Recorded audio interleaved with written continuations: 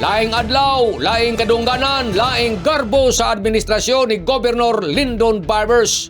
Pinakamaadyo na performance, pinakagisaligan ng mga gobernador sa nasod, amoy tagsulti sa nagsurvey. Ang RPMD Foundation Incorporated nag-ila sa top performing pinakagisaligan ng mga gobernador sa lalawigan sa nasod alang sa unang quarter sa 2026 pinagi sa gawas nun nga busis ng bayan Index of Governance sa tibuok nasod. Suyat sa proseso sa kwalifikasyon, ang mga gobernador gi-evaluate una sa ilang tagsa-tagsa ka mga constituent sanan kinahanglan na mutunga taliwa sa mga top performing pinakagisaligan ng mga leader sa lalawigan sa ilang mga rehiyon sa dili pa mopadadyon sa nasyonal na pagtimbang-timbang. Ang IOG nagtipon sa mga rating sa trust o pagsalig o performance ngadto sa usa ka sukdanan sa pagsalig sa publiko sanan paghatag sa pamunuan. Ani kaupat na cluster naglangkob ni Surigao del Norte Governor Lyndon Barbers iban ang 82.86% na IOG, 82.58% na trust og 83.15%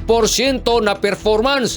Sanan si Batangas Governor Vilmar Ricto iban ang 82.81% na IOG, 82.51% na trust, sanan 83.11% ang performance. Sa kabahin ni Provincial Governor Lyndon Barbers, si Jamie Laong, kinasingkasing ni Jan na pagpasalamat sa tanang Surigaonon sa idyo pagsalig, suporta sanan labi na gayud ang idyo mga pagampo. Ang idyo pagsalig amo ang naghatag sa ida nan kusog para magpabilin na matinud-anon sanan mapahiyobsanon sa pag-alagad sa katawhan. Wayay katapusang pasalamat ni Governor Barbers ngadto sa ato Ginoo sa mga grasya sanan panalangin na ida na angkon ubo sa ida administrasyon. Serbisyong malahutayon, puno sa gugma sanan panagdait. Amo na nakalaong si Governor Barbers, laing adlaw, laing kadungganan, laing garbo sa ida administrasyon.